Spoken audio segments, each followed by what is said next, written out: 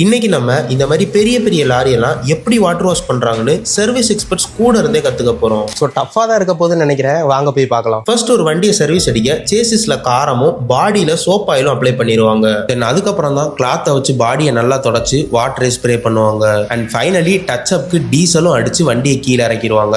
Almost இதெல்லாம் முடிய 4 மணி நேரம் ஆயிரும். ஸோ இதுக்கு நமக்கு ஒரு வண்டிக்கு ஆல்மோஸ்ட் 1500 1800 ருபீஸ் வரைக்கும் கிடைக்கும்.